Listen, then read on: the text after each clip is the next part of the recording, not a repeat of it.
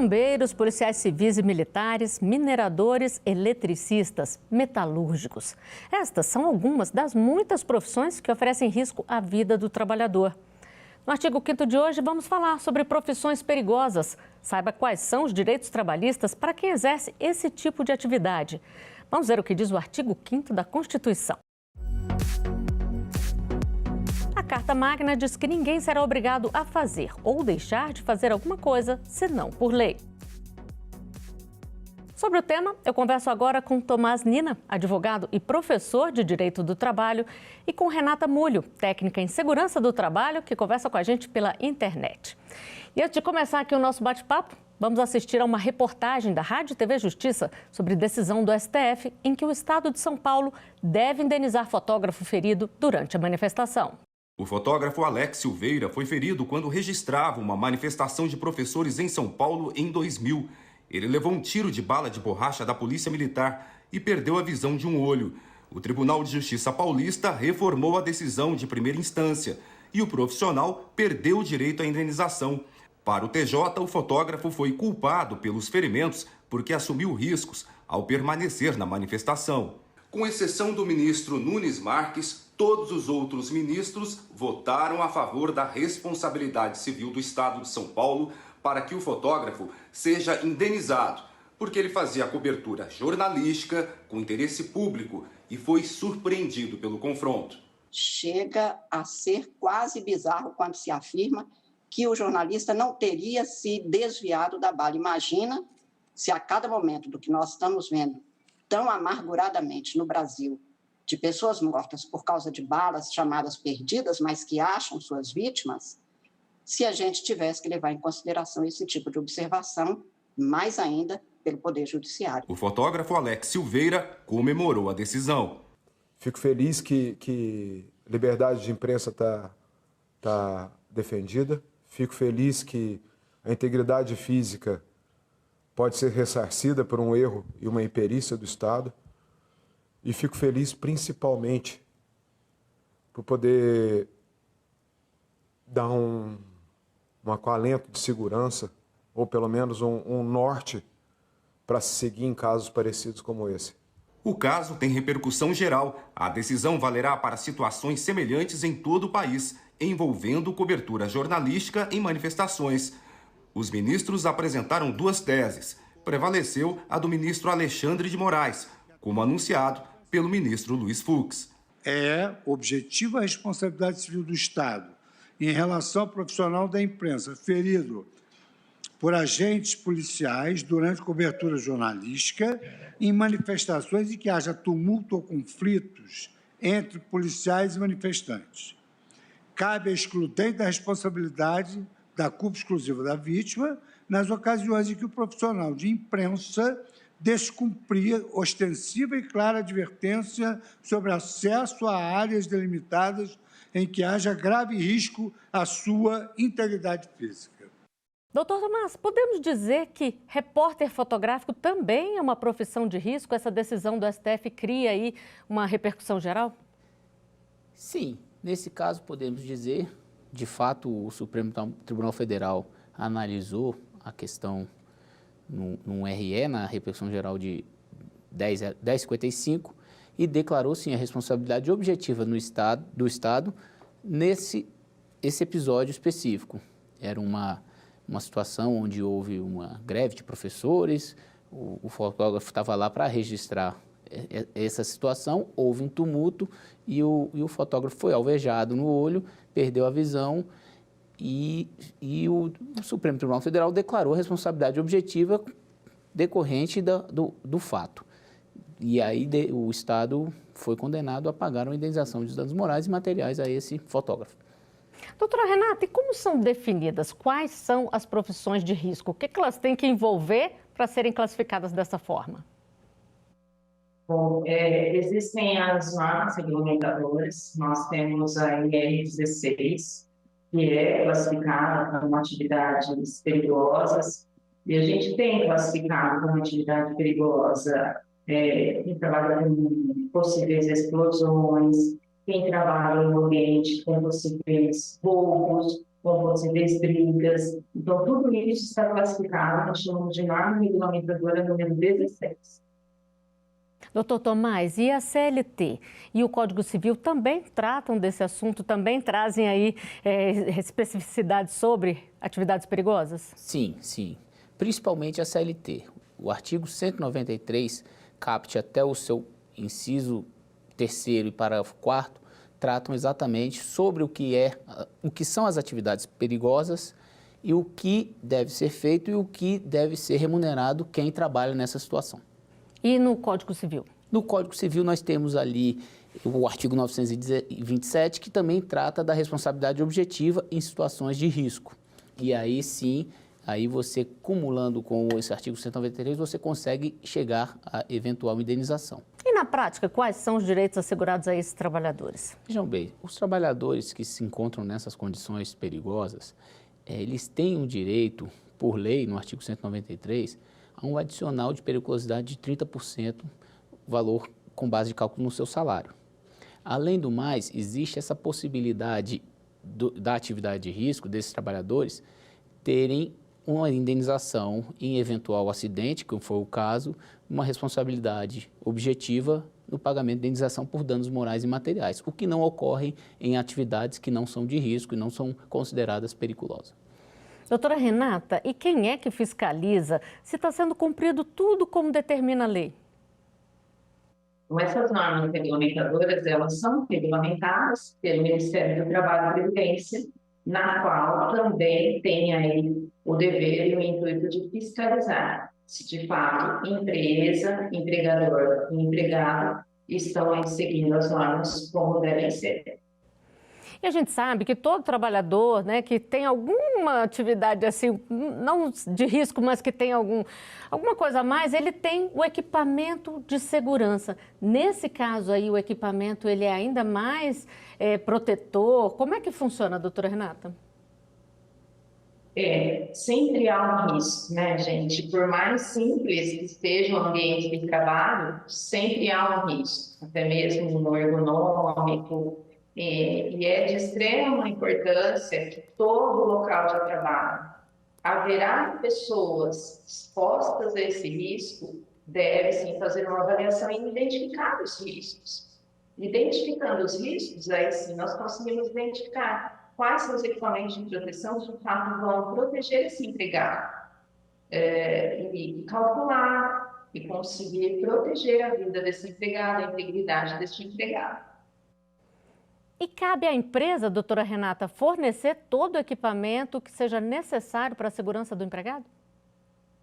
Cabe à empresa, sim, Flávia. Nós temos a norma número 6, que é sobre equipamento de proteção individual. Então, percebe que nós temos dois pilares. Nós temos o dever da empresa, sim, de entregar para o empregado esse equipamento. E também temos o dever do empregado.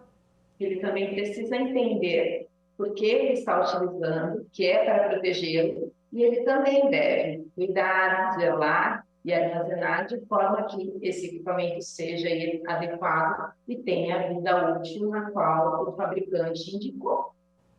Todo mundo tem que fazer a sua parte, né, doutora Renata? Exatamente. Doutor Tomás, e se a empresa não entrega os equipamentos necessários, ela pode ser multada pelo Ministério do Trabalho, pela Delegacia Regional do Trabalho? Certamente. Além de ser multada por esses órgãos administrativos fiscalizadores, ainda pode sofrer também sanções na Justiça do Trabalho se eventualmente esse empregado ajuizar alguma reclamação trabalhista. É dever da empresa, ainda mais em atividade de risco, fornecer todos os tipos de equipamentos de proteção individual e coletivos para salvaguardar a vida e a saúde deste empregado. E esse é um assunto que gera dúvidas. Vamos a uma pergunta de telespectador. Como as horas de trabalho são regulamentadas para as profissões perigosas? Doutor Tomás, tem diferença, né?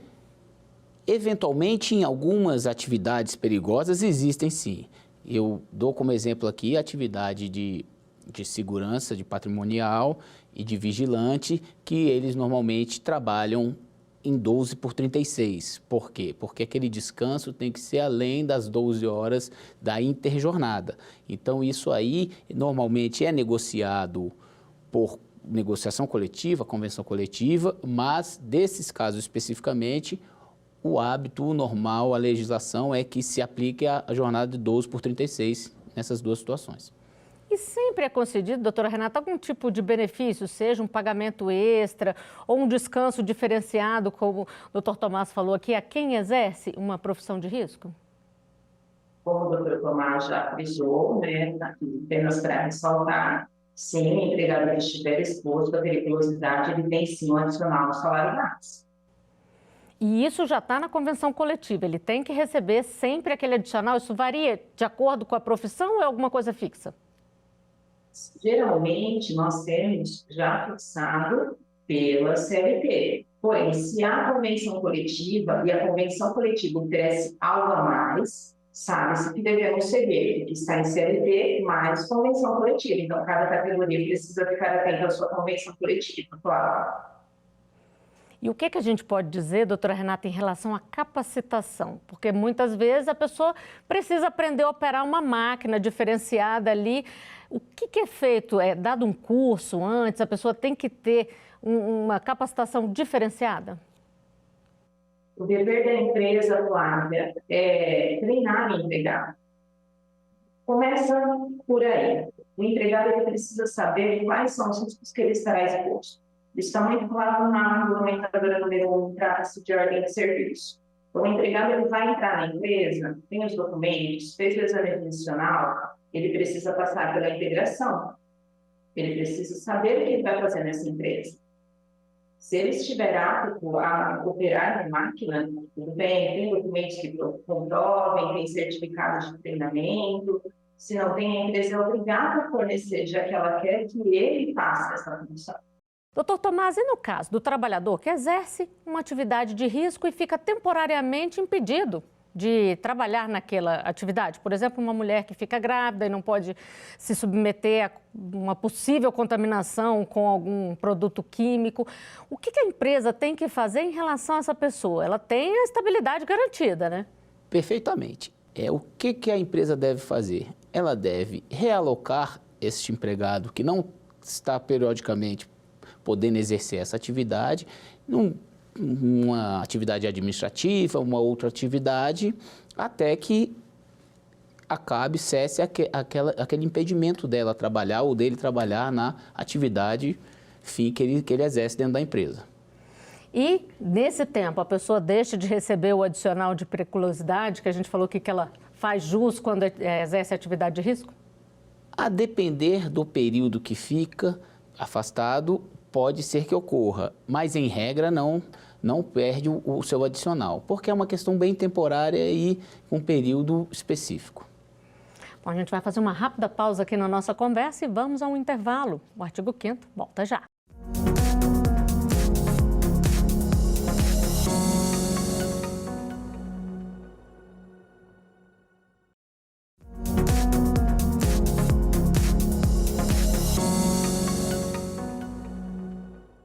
O artigo 5º está de volta, hoje falando sobre profissões perigosas. Saiba quais são os direitos trabalhistas para quem exerce esse tipo de atividade. Sobre o tema, eu continuo conversando com Tomás Nina, advogado e professor de Direito do Trabalho, e com Renata Mulho, técnica em Segurança do Trabalho, que conversa com a gente pela internet. Doutor Tomás, o que é o auxílio periculosidade, que a gente já falou aqui no primeiro bloco, e quando é que ele tem que ser pago? Então, o adicional de periculosidade, ele é expressamente previsto na CLT. Ele, na verdade, é um plus salarial de 30% para esses empregados que efetivamente exercem atividade periculosa. A própria CLT, no artigo 193, especifica algumas atividades que ali permitem que o empregado receba esse adicional de 30%.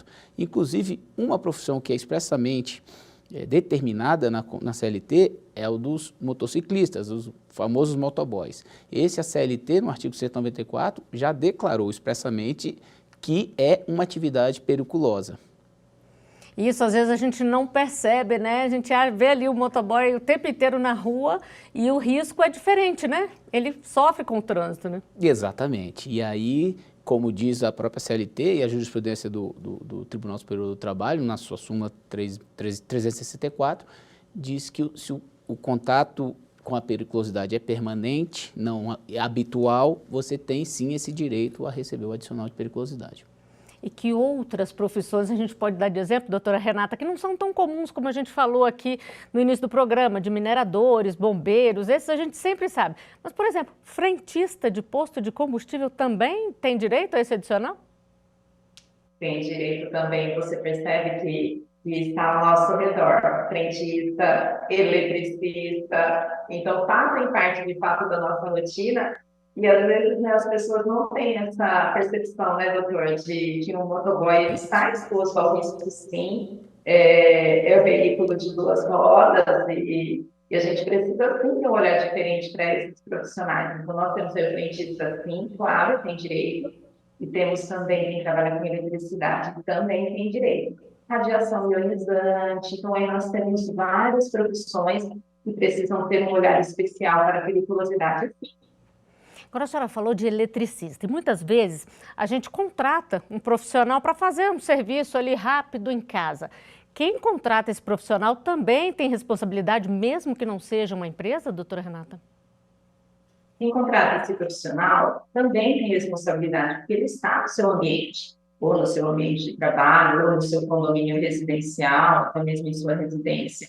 Então, é prudente, né, você entender qual é o profissional que você contrata.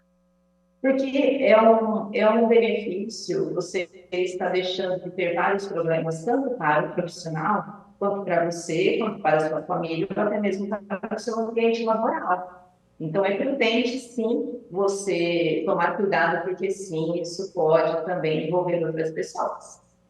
E é importante verificar se eles estão usando os equipamentos de segurança, né, doutor Tomás? Exatamente. Às vezes a gente contrata uns eletricistas em informalidade, principalmente em residências, em condomínios, e as pessoas responsáveis pela contratação não verificam se aquele eletricista está utilizando a sua luva, o seu capacete, enfim, os materiais de equipamento de proteção que ali podem ajudar em eventual acidente de trabalho. Podem prevenir um mal maior, né? Exatamente. Agora, se acontece um acidente numa empresa, o trabalhador tem à disposição dele os EPIs e não usou. Faz diferença para a Justiça do Trabalho nesse caso? Olha, faz diferença. Faz diferença no seguinte sentido. Se a empresa efetivamente deu esse equipamento de proteção individual, ensinou esse empregado a utilizar, cobrou a sua utilização e fiscalizou, aí faz diferença. Aí cabe, inclusive, até uma justa causa a esse empregado. E, eventualmente, em um acidente de trabalho, pode haver a ausência de responsabilidade da empresa, que seria uma excludente de culpa da empresa. Essa é uma situação em que o empregado dá a causa ao acidente, muito embora ele tenha sido fiscalizado, informado, tido cursos periódicos sobre a utilização desses equipamentos e não o fez porque é desobediente. E ali põe em risco a própria vida dele e, inclusive, a perder o emprego. E o empregado pode se recusar a realizar alguma atividade ali que seja de risco, se não estiver devidamente elencada ali no contrato dele, doutor Tomás? Perfeitamente. Ele pode se recusar a realizar atividades de risco quando verificado que a empresa não cumpriu com o dever dela de fornecer aquele equipamento, de fornecer, de dar cursos explicando, ensinando aquele empregado a fazer aquela atividade, aí ele pode se recusar sim. E se acontecer um acidente, mesmo que a empresa não tenha sido responsável diretamente, foi alguma coisa involuntária, se ele estiver usando os equipamentos tudo certinho, a empresa tem que assumir a parte dela na culpa? Provavelmente sim. Nesse caso específico, a gente tem que analisar qual seria a situação fática. Mas se houve regularidade no fornecimento dos EPIs e se houve regularidade por parte também do empregado, um caso fortuito, uma responsabilização de terceiros, normalmente a empresa poderá responder sim por essa questão indenizatória. E nós vamos a mais uma pergunta de telespectador. Vamos conferir. Qual a diferença entre trabalho perigoso e insalubre? Doutora Renata, muitas vezes a gente mistura, mas é diferente, né? Insalubre, a gente pensa assim, a pessoa está exposta, ela já está naquele cenário. Então, imagina uma tecelagem com vários reais ligados àquele ruído. Então, vai ter um ruído acima do limite de tolerância de exposição. Então, a empresa precisa entregar o equipamento de proteção, ou para neutralizar, ou para reduzir o agente, que seria o ruído. Um outro fato, calor. A pessoa está exposta ao calor, ela está naquele cenário. Também há insalubridade, porque existe uma tabela de limite de tolerância para o calor. Passou desse limite de tolerância, essa temperatura pode trazer dano ao empregado. Frio também. A periculosidade, a gente consegue definir de outra forma. Há o risco. Há a possibilidade. Então, vamos supor, por que o eletricista tem direito à periculosidade? Porque há a possibilidade de um choque elétrico. Vamos falar agora de um outro assunto. A gente está falando muito aqui da questão física dos empregados que são submetidos, seja a trabalhos insalubres ou perigosos. E a questão mental? Tem que ter também uma proteção, um trabalho para garantir a saúde mental desses funcionários, doutor Tomás? Sim, é dever também da empresa garantir a saúde mental desses empregados, muito com as políticas institucionais na empresa, como essa questão da jornada de trabalho, como a questão de cursos, como a questão enfim, de ginásticas laborais, esse tipo de atividade que vai afastando o risco de uma doença mental nessas pessoas que trabalham já num estresse acima do nível normal do indivíduo. A gente sabe, né, doutora Renata, que o estresse, ele é bem problemático e causa muitos problemas, né? São muitos os trabalhadores que acabam se afastando por uma questão como essa? Sim, porque já é uma situação de tensão, né, Flávia? Eles precisam estar em alerta. E o estado de alerta, se você ficou o tempo todo em estado de alerta, com o passar dos anos, você vai sentindo, né, essa tensão. Imagina um motoboy, ele precisa fazer as entregas, ele precisa estar atento ao trânsito, ele tem um tempo para entrega. Então, imagina um eletricista, ele precisa calcular cada ação que ele tiver ali, independente de uma rede energizada, isso também dá um tema bem interessante. Então, enfim, e aí com o passar do tempo, essas pessoas podem sim ter algum dano. Por isso que é importante, é dever da empresa, contratou o empregado, cuidar da saúde desse empregado, no todo, né? Porque a gente tem que entender que somos um todo, não tem como eu ser a Renata na minha empresa, eu ser a Renata na minha comunidade, não tem como a gente separar isso.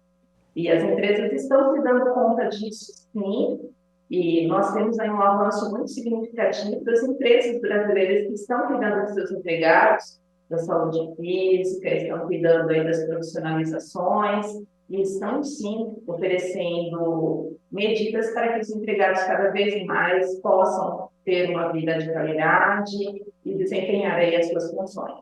E vamos à última pergunta de telespectador. Caso o funcionário não siga as orientações de segurança, ele pode ser demitido? Doutor Tomás, isso pode acontecer? Sim, certamente. É obrigação do empregado seguir todas as diretrizes da empresa, principalmente para evitar qualquer tipo de risco de acidente. E sim, se ele não seguir, ele pode inclusive ser dispensado por justo motivo. E isso mesmo que ele não cause nenhum acidente? Mesmo que ele não cause nenhum acidente, porque a empresa ali também está cuidando para que isso não ocorra e evite eventual acidente. Então, doutora Renata, antes de terminarmos aqui, vamos falar de um assunto importante também. A aposentadoria é diferente, né, para esses trabalhadores? Sim, o cálculo é diferente, porque houve uma exposição, né, Flávia? Então, o cálculo é diferente, o olhar é diferente, porque houve, sim, uma exposição aí a um risco limite. E se o trabalhador quer saber se ele tem direito a esse benefício que ele não está recebendo, se ele pode se aposentar antes, onde é que ele pode buscar essa orientação, doutor Tomás? Ele pode buscar, se a atividade dele é de risco, ele vai verificar isso no CBO, ele vai verificar isso junto à própria autarquia federal e vai exigir os direitos dele para se aposentar de forma especial. E essas atividades de risco, elas são reclassificadas periodicamente, doutora Renata? Pode acontecer de uma categoria que não era incluída passar a ser incluída? Pode acontecer, Flávia, não é comum, mas pode acontecer. Nós estamos num movimento muito dinâmico. Muitas funções novas aparecendo, inteligência artificial aí a todo vapor. Não é comum, mas eu acredito sim que muitas coisas irão acontecer. Hoje nós temos já mais de 30 normas regulamentadoras, então temos um número maior de normas regulamentadoras, e é um movimento, né? É um movimento, é vida, então pode ser sim que em breve a gente tenha ali algumas novidades. Deixar de ser classificado como perigoso ou insalubre, eu acredito que não, só se houver uma alteração assim, muito significativa no cenário nacional. Mas, ao passar dos anos, com novas atividades surgindo, eu acredito que sim, em breve teremos aí algumas outras funções inclusas, sim. Bom, e o artigo 5º de hoje está chegando ao final. Doutor Tomás, doutora Renata, muito obrigada pela participação no artigo 5º. Eu agradeço também a sua companhia. Você pode rever os programas nas nossas redes sociais. Você encontra a gente pelo @Rádio e TV Justiça. Estamos no YouTube, Twitter, Instagram e Spotify. Até o próximo artigo 5º. Tchau!